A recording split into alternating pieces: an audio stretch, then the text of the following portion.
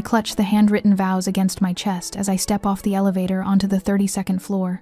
The security guard recognized me, waving me through with a smile that made the corners of his eyes crinkle. "Big day coming up, Miss Cole," he'd said, and I'd nodded, unable to contain my own smile. 3 days, just 3 more days until I become Adrienne Lang. The vows took me 6 drafts to get right. Evan always teases me about my perfectionism. But some things deserve the effort. My heels click against the marble flooring as I navigate the familiar path to his corner office, a porcelain vase of roses balanced in my other hand. I want to surprise him, maybe steal him away for an early lunch where I can practice reading the words aloud before our rehearsal dinner tomorrow. Laughter drifts from behind his partially closed door. A woman's voice, light and familiar, followed by Evan's deeper tone. I pause, shifting the vase to my hip. He must be wrapping up a meeting. "You always know exactly what to say," the woman purrs, followed by the distinct clink of glasses. My fingers tighten around the vase handle as I nudge the door open with my hip. The scene before me doesn't register at first, like looking at a photograph of strangers before recognizing your own house in the background. Evan stands by his desk, his tie loosened, his hands tangled in my sister's dark hair. Camille's back is to me, but I can see the smudge of her red lipstick on his mouth, the champagne bottle open on his desk with a note propped against it. "To our future. Our future." The vase slips from my fingers before I can process what I'm seeing. It shatters against the hardwood floor, water and roses exploding across imported Italian leather shoes, and the carpet Evan special ordered from some designer whose name he'd made sure to mention at least 3 times when it was installed. Camille turns, startled by the noise. When she sees me, her surprise melts into something else. Not shame, not embarrassment, but something smug and satisfied. She doesn't even bother straightening her skirt. "You weren't supposed to find out until after the honeymoon," she says, her voice so matter-of-fact it takes my breath away. "My sister. My only sister." Evan steps around her, straightening his tie as if we're concluding a business meeting. "Adrienne, this is unfortunate timing. Unfortunate timing." As if he'd double-booked lunch reservations. "What are you doing?" The question sounds stupid the moment it leaves my lips. I know exactly what they're doing. What they've been doing. The champagne isn't new. The bottle is almost empty. "This is better for everyone, Addie," Evan says, using the nickname he knows I hate. "You're too conventional, too predictable." He glances at Camille, and something passes between them that makes my stomach roll. "We didn't want to hurt you." I stare at him. This man I've spent 3 years building a life with. The man who proposed at my parents' anniversary dinner, who helped me pick out honeymoon villas on the Amalfi Coast. $28,000, non-refundable. 220 guests flying in from across the country in less than 72 hours. A small, bitter laugh escapes me. "You didn't want to hurt me? Then why wait until 3 days before our wedding?" Camille steps forward, placing her hand on Evan's arm with casual possession.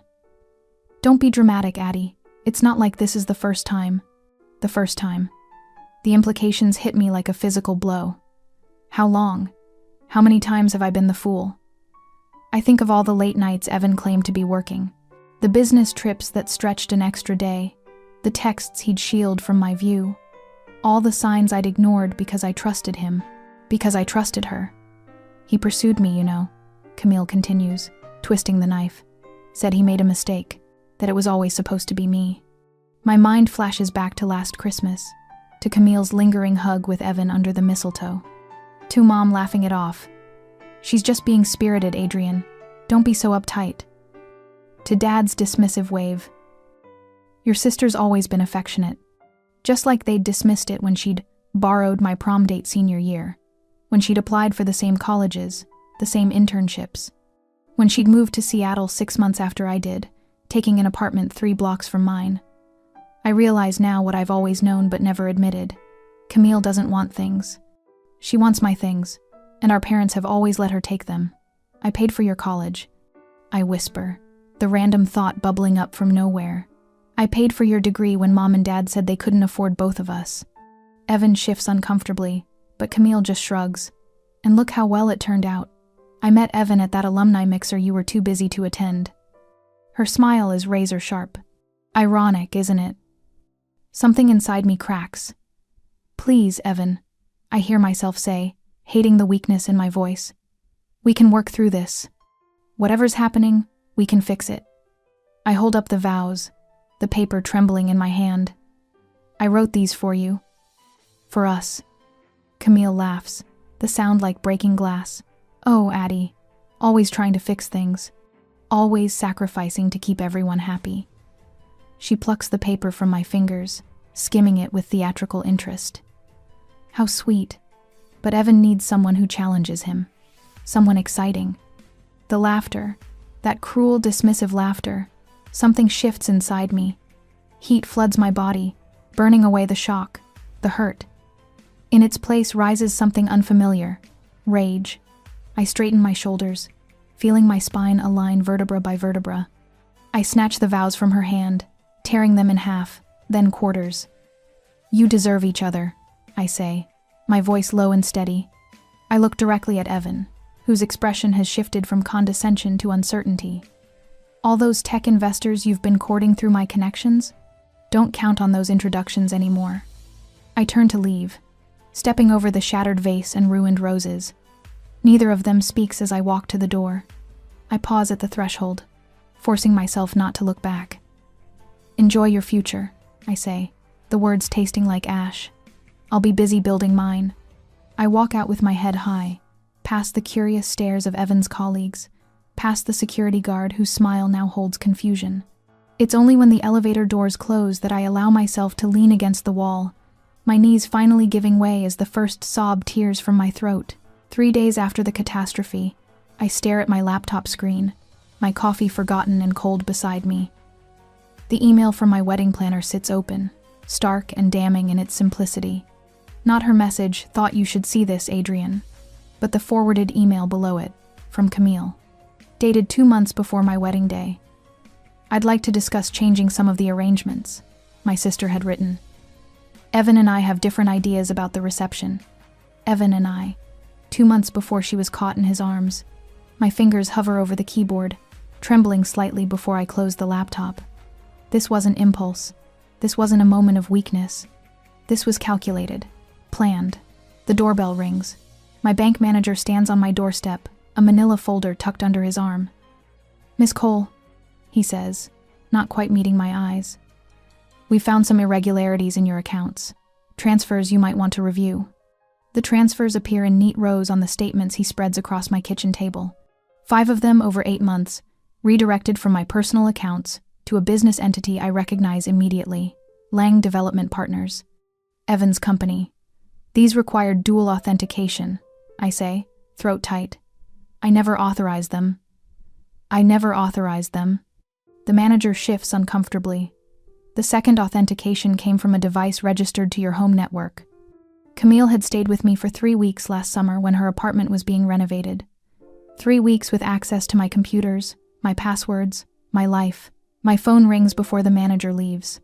Margaret Winters, CEO of Solstice Technologies, one of 3 potential investors for my startup. "Adrian, I'm sorry, but we're withdrawing our interest," she says, her voice professional but strained. "We've heard some concerning things about your business practices." 2 more calls follow before sunset, 2 more investors pulling out, all citing concerns without specifics. Rachel calls just after 9, her voice hushed despite living alone. "I was at Bellini's today. Camille was there with some friends. She didn't see me." A pause. "Adrian, she was bragging about taking everything from you. Said Evan had been using your connections for months to secure his funding." I thank her, my voice sounding distant to my own ears. Later, I stand in my bedroom doorway, staring at the garment bag, still hanging on my closet door. The dress I'd chosen after visiting 12 boutiques, altered to fit perfectly, $6,200 of hand-beaded lace and promises. My phone buzzes with my mother's ringtone. The 4th call today. "Adrian, you need to stop making this difficult for everyone," she says without preamble. "The engagement party is next Saturday. Your father and I expect you to attend." "Attendance isn't possible, Mother.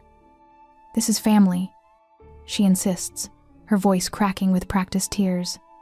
"Camille made a mistake, but Evan makes her happy. You always recover from these things, Adrian. You're the strong one." "A mistake," I repeat flatly. "They've been planning this for months. They stole money from me. They sabotaged my investors. That's ridiculous. Evan would never. Check the guest list for their engagement party, I interrupt. See how many of my business contacts they've invited. Silence stretches between us. Then, your absence will only make things worse. People are already talking. The Robertson-Hayes wedding is the same weekend. Everyone will notice if you're hiding. I'm not hiding, Mother. I'm rebuilding. Dramatic as always, she sighs. Camille says you've been spreading rumors in the business community. This isn't helping anyone, least of all yourself. After she hangs up, I move to my desk where my business plan lies open. The one Evan had called unrealistic and too ambitious for someone with your experience. His handwritten notes crowd the margins. Scale back, too aggressive. Consider something more traditional. I trace my fingers over the market analysis I'd spent months researching, the projections he'd dismissed, the strategy he'd belittled while using my connections to fund his own projects. The truth crashes over me with sudden, perfect clarity. They didn't just take my fiancé. They tried to take my future. Morning brings decision rather than doubt. I call my bank and liquidate the joint investment account before Evan remembers its existence. $68,000 becomes $6,000 after settling the non-refundable wedding costs my parents refused to help with. I forward the evidence of unauthorized transfers to a lawyer, then call Professor Jenkins, my graduate school mentor. His voice warms when he recognizes mine. Adrian Cole, it's been too long. I need advice, not sympathy, I tell him, surprising myself with my directness. 3 hours later, I sign a 6-month lease on a tiny office space in a building with spotty heating and no elevator. The rent consumes nearly half my remaining savings, but it has a door that locks and windows that face east. It has possibility. Rachel insists I move in with her until I get back on my feet, the phrase making me sound like someone recovering from illness rather than betrayal. I accept only because my apartment lease expires in 2 weeks, and every penny now goes toward building what Evan tried to destroy. My wedding planner calls with unexpected news. I'm returning your deposit, she says firmly. Contract terms be damned. What they did was unconscionable. You can't afford that, I protest, knowing her small business operates on tight margins. I can't afford not to back someone like you, she counters. Besides, I've already booked another wedding for your date. The catering hall was surprisingly understanding when I explained the circumstances. 2 weeks of 16-hour days later, I secure my first client, a small tech firm needing market positioning work.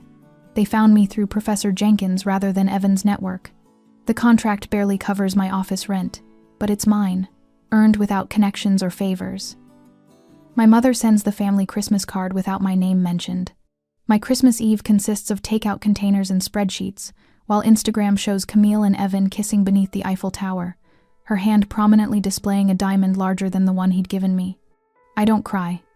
Instead, I send a letter to my remaining prospective client, undercutting Evan's bid by 15%. By midnight, their signed contract arrives in my inbox. Not revenge. Survival. 9 years later, the cream-colored envelope arrives on a Tuesday, addressed in my mother's flowing script. No return address needed. I'd recognize that handwriting anywhere. I turn it over in my hands, the weight of expensive stationery oddly heavy for something so small. My assistant Melissa hovers in the doorway of my office. Another meeting request from Parker Logistics. And the quarterly reports need your signature before 5. I nod, slicing the envelope with a silver letter opener, a gift from Nathaniel on our first anniversary. Inside, an invitation on thick cardstock. The Cole family cordially invites you to celebrate Camille and Evan's 9th anniversary at the Ashbourne. Family should be together for milestones. My phone buzzes with a notification. I don't need to look to know what it is, more photos flooding my social feeds. Camille and Evan, Seattle's self-proclaimed power couple, toasting with champagne at some charity gala. Her diamond bracelet catching the light, his arm possessively around her waist. The same bracelet he once promised me. I set the invitation down and turn to the floor-to-ceiling windows of my corner office. 3 floors of prime downtown Seattle real estate, COLE strategies, emblazoned across the building directory. 60 employees who look to me for leadership. My phone rings. Mother. I let it go to voicemail. Adrian, sweetheart. Her voice flows through the speaker moments later, honey sweet but laced with the familiar undercurrent of demand. Did you get our invitation? Family should be together for milestones. 9 years is special. A pause. Call me back, darling. It would mean so much if you'd set aside the past. Set aside the past, as if it were an old sweater I'd outgrown. The irony doesn't escape me. 9 years ago, I had nothing but a canceled honeymoon and $6,000 in savings. Now I can see Evan's company headquarters from my window, a smaller building 2 blocks east. The latest industry reports show Ridgepoint development on shaky ground, despite their aggressive social media campaign showcasing their mansion in Medina and Camille's growing jewelry collection. Miss Cole? Melissa again, this time with Rachel beside her. My oldest friend, now my head of operations, carries a tablet with our afternoon agenda. The board from Apex Meridian is here for the acquisition meeting, Rachel says, her eyes catching the invitation on my desk. She raises an eyebrow. Is that what I think it is? Family reunion, I say, tucking it into my desk drawer. Let's keep the board waiting exactly 3 minutes. Not enough to be rude, just enough to establish who's running this meeting. Rachel smiles. She's been with me since the beginning, since that night she found me sitting on her doorstep with a suitcase and no place to go. The conference room buzzes with anticipation when I enter.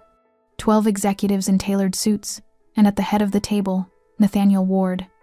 His eyes find mine immediately steady, warm, knowing. 2 years ago, we'd met at an industry conference in Chicago. He'd approached me after my keynote speech, not with flattery but with questions that challenged my thinking. His company, Apex Meridian Holdings, was looking for strategic acquisitions in the Pacific Northwest. What had started as professional respect evolved into something I hadn't thought possible after Evan Trust. My phone rings again as the meeting adjourns. Mother. This time I answer. Adrian, darling, did you get my message? I did. I keep my voice neutral as I gather my notes.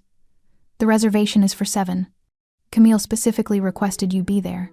Her voice drops to that conspiratorial tone she's always used when pushing me toward something I don't want. Sweetheart, it would mean so much if you'd set aside the past. 9 years of this same conversation. 9 years of being expected to forgive without apology, to forget without acknowledgement. The past isn't what I've set aside, Mother, I say, my voice calm. It's what taught me boundaries. Silence. Then, what is that supposed to mean? It means I've built a life that works for me, one that doesn't require sacrificing my self-respect for family harmony. But darling, we're your family. I have to go, Mother. I'm in the middle of a merger. A merger? With whom? That little consulting firm of yours is merging? That little consulting firm. Always the dismissal, always the minimizing. She has no idea I'm now managing 3 floors of prime real estate with a team of 60. Goodbye, Mother. I'll consider the invitation. I end the call as Nathaniel approaches, his expression questioning. Everything all right? Before I can answer, Rachel rushes in, tablet in hand. Adrian, we have a situation. The data team found something in the Ridgepoint financials during the acquisition review. Nathaniel straightens. Ridgepoint? Evan Lang's company? You know them? I ask, though I already suspect the answer. We've been reviewing potential acquisitions in their sector. His eyes narrow. There's a connection I should have mentioned sooner. Ridgepoint has been submitting bids against our subsidiaries, always just undercutting our numbers, almost as if they had inside information. Rachel nods grimly. That's not all. The team found $1.8 million in financial irregularities, offshore transfers dating back 3 years, hidden under subsidiary accounts. I feel a cold calm settle over me. I need to recuse myself from this investigation. Nathaniel raises an eyebrow. May I ask why? Because Evan Lang was my fiancé. 9 years ago, 3 days before our wedding, I found him with my sister. They're married now. Understanding dawns in his eyes, followed by something else, a strategic calculation I recognize from our most challenging negotiations. You received an invitation today, he says. Not a question. I nod. Are you going? I wasn't planning to. Rachel steps closer. But you should. Not for revenge. For closure. Nathaniel's expression shifts into the one that first attracted me to him, that perfect blend of strategic thinking and unwavering support. If you go, let them show their hand first. People who think they've already won often reveal more than they intend. That evening, I stand in our closet, pulling out and discarding outfits. Nothing that resembles anything I wore when I was with Evan. Nothing that suggests victim or supplicant. Finally, I select a charcoal suit from my own label, the one launched last year to industry acclaim. The cut is impeccable, the fabric luxurious without being ostentatious. I hold it against myself in the full-length mirror. I'm not who they think I am anymore, I whisper to my reflection. I glance at my wedding ring platinum with a single emerald, nothing like the gaudy diamond Evan had selected years ago. For a moment, I consider whether to wear it or leave it home. Save the revelation for the perfect moment. The ring stays on the bedside table. My phone buzzes with a text from our legal team. The termination notices are prepared. Evidence packets assembled. I make a final call to the security team positioned near the Ashbourne, confirming every detail with military precision. The restaurant valet takes my car as I arrive precisely 15 minutes late. Through the window, I can see them already seated, mother, father, Camille, and Evan at a table for 6. An empty chair waits for me. As I enter, every head turns. Mother half rises, her smile strained. Father nods awkwardly. Evan's face remains carefully neutral. But Camille wears a triumphant smirk as she takes in my solitary entrance. Poor Adrian, her expression says. Still alone after all these years. My phone buzzes in my clutch. A text from Nathaniel. Team in position. ETA 10 minutes. I smile, a genuine smile that catches them off guard, and make my way toward the table. The maitre d' sweeps open the heavy oak door to the private dining room, and conversations pause mid-sentence. Miss Cole, he announces, unnecessary but effective. My mother rises first, her face a careful mask of welcome that doesn't quite reach her eyes. Adrian, darling, we were beginning to worry. I smooth my hands down the burgundy sheath dress I chose specifically for tonight, not navy, never navy anymore, and move into the room with measured steps. Traffic, I offer, the lie small and inconsequential. In truth, I'd been parked outside for 20 minutes, rehearsing every possible scenario, every attack and counter. Uncle Robert approaches with genuine warmth, pulling me into a bear hug that smells of Old Spice and memories of fishing trips when I was 12. Look at you, he says, holding me at arm's length. Success agrees with you, kiddo. I return his smile with a real one, my first of the evening. It's good to see you too. Aunt Judith, Cousin Mark and his wife Sarah, my father's business partner Tom and his new trophy wife. I greet each with pleasant small talk, deflecting questions about my life with vague answers and redirected interest in theirs. The room is elegant, candlelight flickering across white tablecloths and crystal glasses, soft jazz playing from hidden speakers. I choose my seat strategically, facing the door, back against the wall, perfect sightline to the entire room. My father approaches, hesitation in his step. Adrian. He stops short of touching me. You look well. Thank you. I meet his gaze without flinching.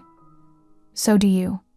He opens his mouth to say more, but the door swings open again, and the temperature in the room drops 10 degrees. Camille makes her entrance with theatrical timing, Evan 2 steps behind her. Her emerald dress hugs every curve, diamonds glittering at her throat, likely purchased with funds that would soon be scrutinized by forensic accountants. Everyone. She throws her arms wide, voice pitched to Carrie. I'm so sorry we're late. The call with Tokyo ran long. I take a slow sip of water, watching as she works the room. Hugs for the aunts, handshakes with the uncles, air kisses for the cousins. She saves my mother for last, embracing her with exaggerated affection while Evan shakes hands with my father. Neither acknowledges my presence. By the time they finish their circuit, the only remaining seats are directly across from me and at the far end of the table. Camille's smile tightens almost imperceptibly as she realizes the seating arrangement has placed me center stage, rather than relegated to the margins. You came! She finally addresses me as waiters begin serving the first course. I told Evan you wouldn't. Single women hate anniversaries. Her smile is razor sharp, her voice honeyed with false concern. I return a smile that's genuine, not forced. Some celebrations are worth attending. Evan shifts in his seat, eyes narrowing slightly. Adrian, how's that little data business of yours? Still operating out of that co-working space downtown? Beside me, Uncle Robert leans forward. Adrian was just telling me about her company. Sounds impressive. Was she? My mother dabs her lips with her napkin. Adrienne has always been comfortable with less. I take another sip of water, focusing on the cool liquid sliding down my throat. I remember Nathaniel's advice. Breathe in for 4, hold for 7, exhale for 8. Their words can't touch you unless you let them. The conversation flows around me, and I observe more than participate. Every few minutes, Camille launches another barb, each one designed to remind everyone at the table of my supposed solitary failure. Still in that tiny apartment, Addie? Whatever happened to that promotion you mentioned last Christmas? Don't you miss having someone to come home to? With each attack, I respond with calm brevity, watching her frustration grow. This isn't the script she prepared for. I'm not defensive. I'm not wounded. I'm not playing my assigned role of pitiful spinster. Between the main course and dessert, my mind drifts briefly to 2 years ago, to the business conference in Chicago, where I first met Nathaniel. We'd been seated together at a roundtable discussion about emerging markets. While others had dismissed my points, he'd leaned forward with genuine interest. That's an insightful perspective, he'd said afterward. Most people miss the connection between agricultural subsidies and tech infrastructure. 3 dinner meetings later, he'd confessed his attraction wasn't just to my mind, but to my independence. You don't need anyone, he'd said. That makes choosing someone all the more meaningful. Our wedding 6 months later had been quiet. Just us and 4 friends on a cliff overlooking the Pacific. No family drama, no production, no performance for others. Just 2 people who respected each other building something solid. Camille's voice yanks me back to the present. Still drowning in spreadsheets with that data job? Cole Strategies handles data analytics. Yes, I reply, cutting a perfect bite of salmon. Among other things. Evan leans forward, wine sloshing dangerously close to the rim of his glass. You know, business is booming at Ridgepoint. We just closed a deal with Meridian last week. His smirk says everything his words don't, that he's still using my old contacts, still trading on connections he stole. Modest regional success is nothing to sneeze at, I reply, watching his face flush. Everyone starts somewhere. Adrienne has always been cautious, my mother interjects, patting Evan's hand. Not everyone has your vision. I note the discomfort rippling through the extended family now. Uncle Robert frowns into his wineglass. Aunt Judith studies her plate with sudden interest. Even my father shifts uncomfortably, as the attacks become less subtle, more nakedly cruel. Camille rises suddenly, lifting her champagne flute. I'd like to propose a toast. She waits until all eyes turn to her, to finding what you truly deserve in life. Her eyes lock with mine, the challenge unmistakable. Evan raises his glass with a smirk, and I catch the meaningful glances they exchange. Several relatives shift uncomfortably at the obvious mockery. My phone vibrates in my clutch. I check it discreetly. Outside now, Camille continues, her voice dripping false sincerity. Some of us are fortunate enough to find real happiness, while others. The door to the private dining room swings open, and conversation halts. Nathaniel Ward stands in the doorway, 6 feet of tailored charcoal suit and quiet authority. His eyes scan the room once before finding mine. Sorry to interrupt, he says, voice carrying effortlessly. I'm looking for my wife. I stand, smoothing my dress as every head swivels toward me. You're right on time, I say, watching Camille's expression freeze mid-sentence. Nathaniel crosses to my side, his hand warm at the small of my back. I hope I'm not intruding on family time. Not at all. I make the introductions with deliberate casualness. Everyone, this is my husband, Nathaniel Ward, CEO of Apex Meridian Holdings. Nathaniel, this is my family. The silence is absolute. Evan's face drains of color as recognition dawns. Across the table, Camille's champagne glass hangs motionless halfway to her lips. Ward? Evan stumbles over the name. Of Apex Meridian? Nathaniel nods pleasantly. That's right. I believe our companies have been in discussions recently. In fact, we just finalized the acquisition of Ridgepoint Development this afternoon. He turns to me, the picture of a considerate husband. All the paperwork is complete, just as you requested, darling. Acquisition? Evan's voice rises half an octave. Camille sets her glass down hard enough that champagne sloshes onto the white tablecloth. You're married? My mother stares between us, her social script suddenly obsolete. We should discuss this privately. Evan attempts, business casual tone undermined by the slight tremor in his voice. There are some aspects of the deal that require...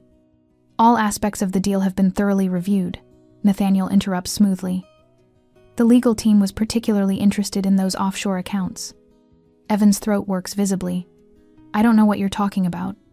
I think you do.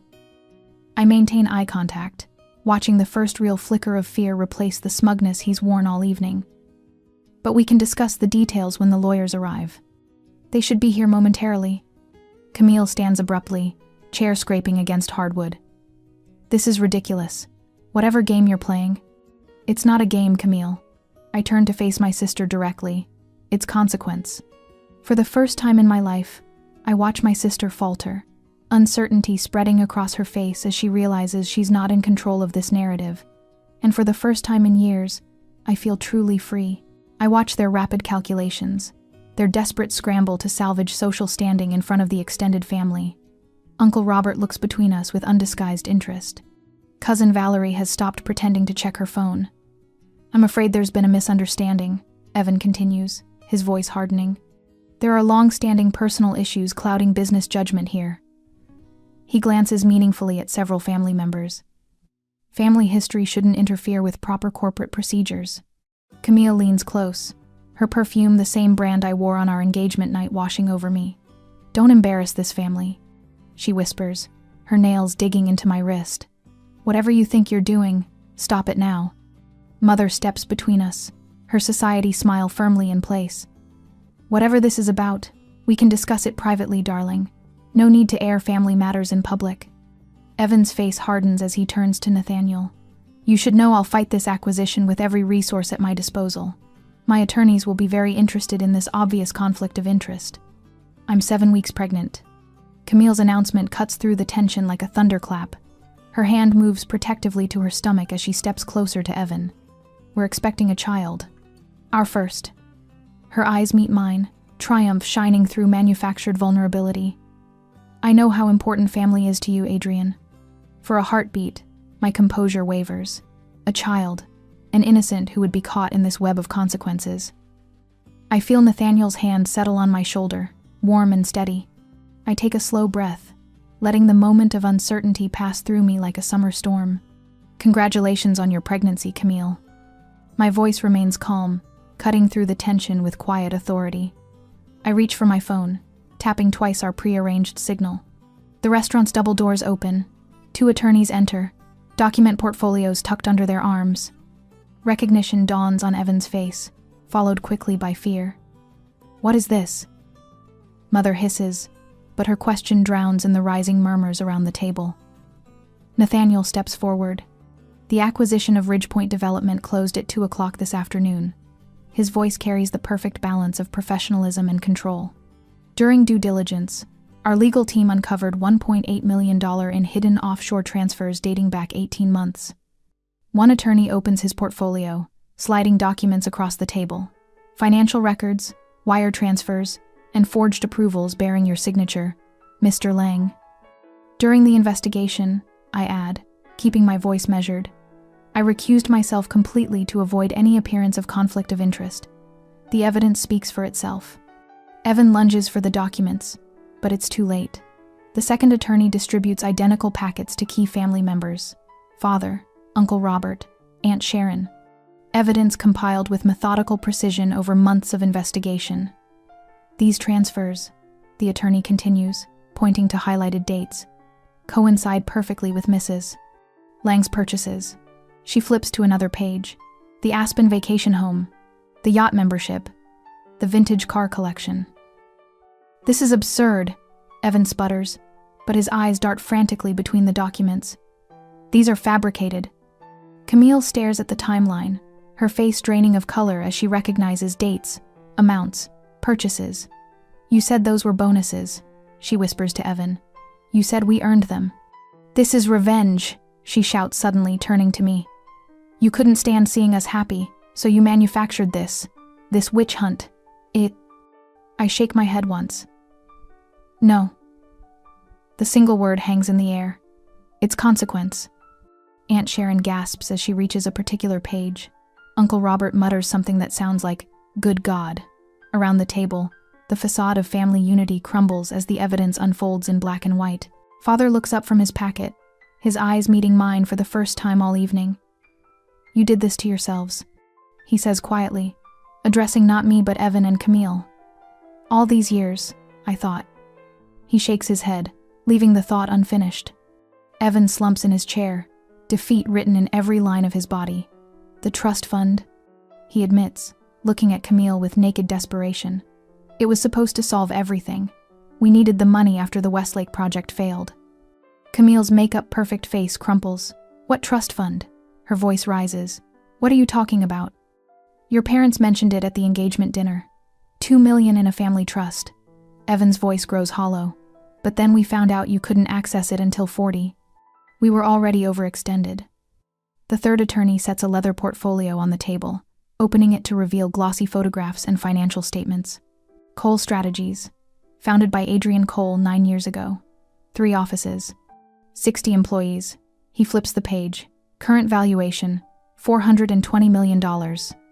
Built from $6,000 and a sublease office the size of a closet, Nathaniel adds quietly. "That's impossible," Camille whispers, staring at the photos. "You were struggling, living in that apartment, driving that old car." "I chose to reinvest in my company rather than my appearance," I answer simply. "A different kind of asset management." The lead attorney approaches Evan and Camille with a final document. "Your options are straightforward. Cooperate with the federal investigation and accept a structured settlement, or face criminal prosecution for securities fraud, embezzlement, and multiple violations of your non-compete agreement." Evan stares at the papers, his shoulders sagging. "How much would be left? After restitution?" "Approximately $250,000, the attorney answers. The courts tend to be somewhat lenient with first-time offenders who cooperate fully. I reach into my blazer pocket and withdraw a business card, sliding it across the table to Camille. Career Restart Program. They specialize in professionals rebuilding after setbacks. I meet her eyes directly. They don't ask questions about why you need a fresh start. Her fingers close around the card automatically. Family shouldn't mean protection from consequences, I tell her, my voice quiet enough that only those nearest can hear. It should mean accountability. Mother approaches hesitantly, father following a step behind. For once, words seem to fail her. Adrian, we didn't know. You never asked, I reply simply. Around us, the extended family watches in stunned silence. Cousin Valerie whispers something to her husband. Uncle Robert shakes his head slowly, decades of family dynamics shattering before his eyes. Camille collapses into her chair, the careful facade finally crumbling completely. Evan stands apart, his confident posture replaced by defeat, shoulders hunched as he confers quietly with the attorneys. Nathaniel touches my elbow. The car is waiting. I nod, gathering my purse. We move toward the door together, leaving the ruins of champagne, toasts, and false celebrations behind us. Mother steps forward. Adrian, wait. Father catches her arm, stopping her. Let her go, Helen. As the restaurant door closes behind us, I hear the whispers follow us out. Did you know she was? The evening air feels clean after the stifling atmosphere inside. Nathaniel opens the car door, and I slide in, feeling the soft leather seat embrace me as the door closes with a decisive click. 9 years of preparation, of building strength from betrayal, culminate in this moment of quiet triumph. Not the hot satisfaction of revenge, but the cool certainty of justice served through competence. The car pulls away from the curb, leaving behind a chapter of betrayal finally closed. The Seattle skyline stretches before me like a kingdom I've helped build. From my 40th floor office window, I can see the Space Needle piercing the autumn clouds, ferries dotting Elliott Bay.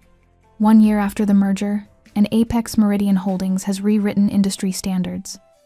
My fingers trace the edge of my desk, solid walnut that anchors this space that's truly mine. Gone are the formal family portraits that once stared back accusingly. Instead, photos of people who actually support me line the credenza, Rachel laughing during our celebration dinner last month, my team at the ribbon-cutting ceremony for our new headquarters, Nathaniel looking at me with that quiet respect that still makes my heart skip. The envelope arrives with the afternoon mail. cream-colored cardstock, embossed with the family crest. Camille insisted on using for all correspondence. I don't need to open it to know what it contains. The annual Thanksgiving invitation. Last year, a similar envelope would have triggered hours of anxiety, debate, calls to my therapist. Today, I simply set it aside and continue reviewing quarterly projections. When Nathaniel comes in later with coffee, he notices it immediately. Thanksgiving summons? More like a test, I say, accepting the mug. One I don't need to study for anymore. He sits across from me, loosening his tie. Your call, always. That's what still amazes me, having a partner who doesn't push, who respects my boundaries without questioning them. I no longer need to explain why I won't sacrifice my well-being for family harmony. My worth doesn't depend on their validation. From $6,000 and a sublease to a national consultancy valued at $1.9 billion post-merger.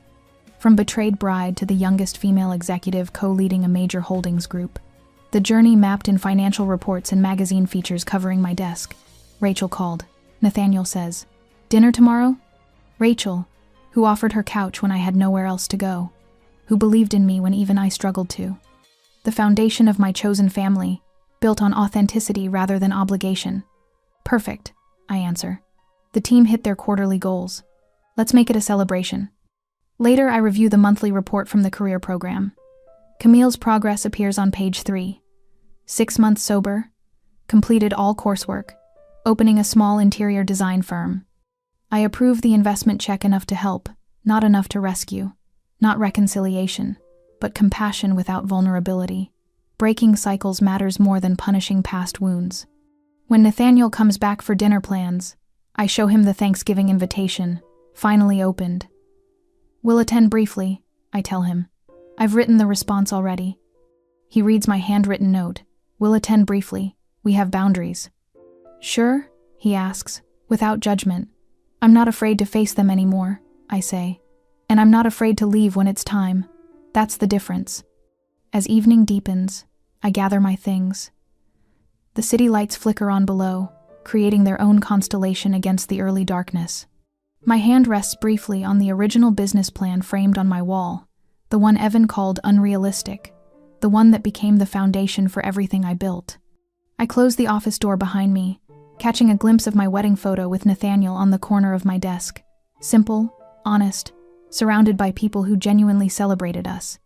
Success was never about revenge. It wasn't about money or titles or even justice, though that came too.